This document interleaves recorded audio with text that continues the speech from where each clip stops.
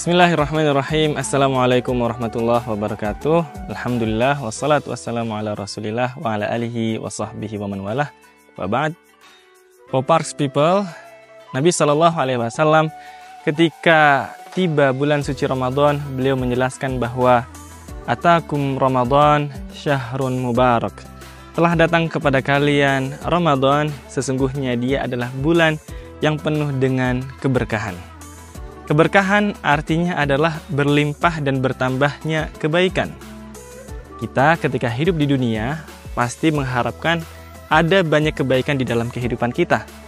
Rezeki yang lancar, kesehatan yang baik, keluarga yang tentram, sakinah, mawaddah, warahmah, pekerjaan yang mudah, dan juga putra-putri yang salih dan salihah.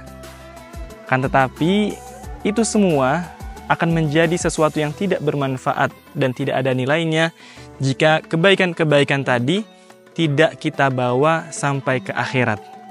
Oleh karenanya, kita sebagai seorang muslim senantiasa berdoa kepada Allah Subhanahu wa taala, Rabbana atina fid dunya hasanah wa fil akhirati hasanah wa qina azabannar.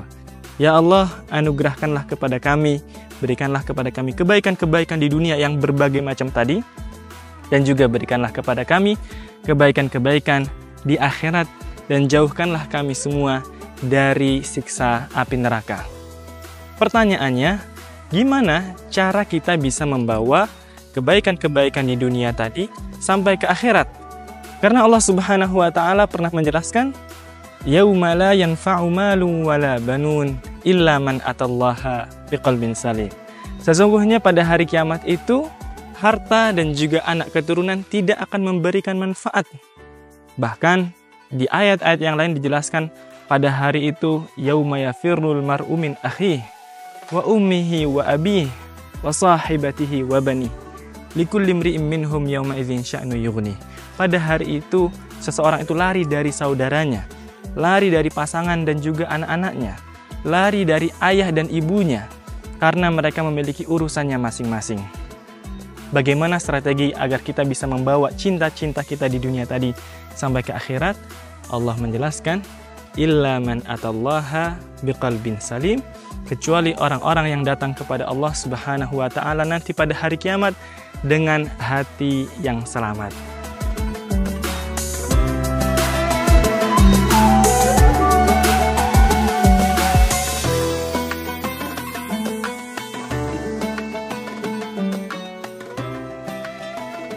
Illa man atallaha biqalbin salim, kecuali yang datang kepada Allah dengan hati yang selamat.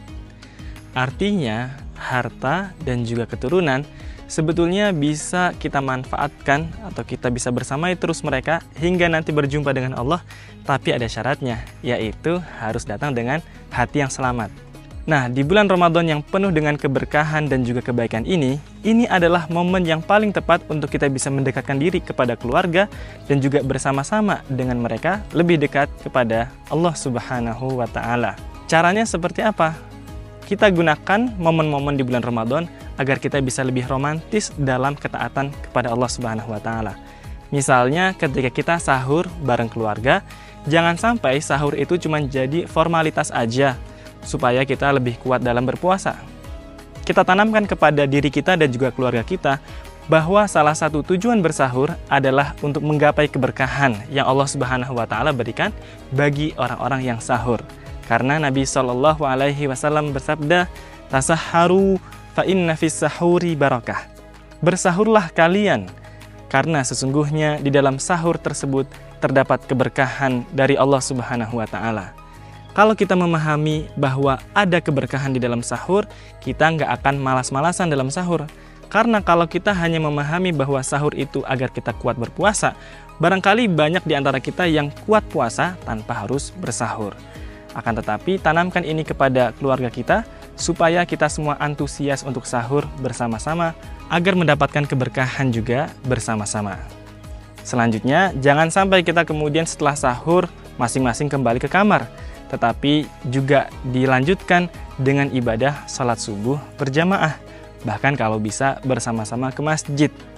Setelah itu kita membaca sebagian dari ayat-ayat Al-Quran, mungkin 1 halaman, 2 halaman, 5 halaman, atau bahkan 1 juz, sehingga kita bisa betul-betul merasakan romantisasi dalam ibadah bersama keluarga.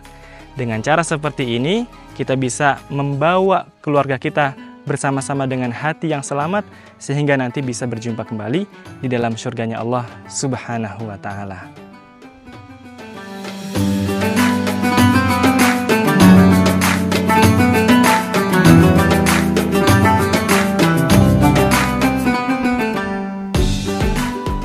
Di antara momen yang berharga yang bisa kita romantisasi dalam ketaatan kepada Allah Subhanahu wa Ta'ala bersama keluarga juga adalah momen buka puasa bersama. Tapi bukan buka puasa yang di rumah atau di restoran. Coba deh kita agendain buka puasa bersama keluarga di masjid, yang sebelum buka puasa bersama itu diadakan kajian di masjid tersebut. Ini supaya kita bersama pasangan dan juga anak-anak kita memiliki cara pandang dan visi yang sama dalam menjalani kehidupan. Setelah itu dilanjut dengan buka puasa bersama yang sederhana bersama kaum muslimin dan melaksanakan salat maghrib berjamaah. Bahkan kalau memungkinkan, kita agendakan iktikaf bersama keluarga di 10 hari terakhir bulan suci Ramadan. Karena hal-hal semacam inilah yang akan nantinya berkesan di dalam hati mereka ketika mereka tumbuh menjadi lebih dewasa. Kita berharap iman yang kita miliki ini juga terwariskan kepada anak keturunan kita, sehingga Allah Subhanahu wa Ta'ala kumpulkan kita bersama-sama kembali di dalam syurga. Sebagaimana yang Allah Subhanahu wa Ta'ala jelaskan di dalam surat At-Tur ayat 21, "Walladzina amanu wattaba'atuhum dzurriyyatuhum biimanin alhaqna bihim dzurriyyatahum wama alatnahum min amalihim min syai' kullu mri'in bima kasaba rahin." Dan orang-orang yang beriman, lantas keimanan tersebut diikuti oleh anak keturunan mereka, mereka akan dipertemukan dengan anak keturunannya tanpa Allah kurangi sedikit pun amal dari setiap mereka. Setiap orang pasti memiliki amal perbuatannya masing-masing. Semoga apa yang saya sampaikan ini bisa menjadi bekal untuk kita dan juga keluarga kita menjalani bulan suci Ramadan dengan penuh cinta. Barakallahu fikum. Wassalamualaikum warahmatullahi wabarakatuh.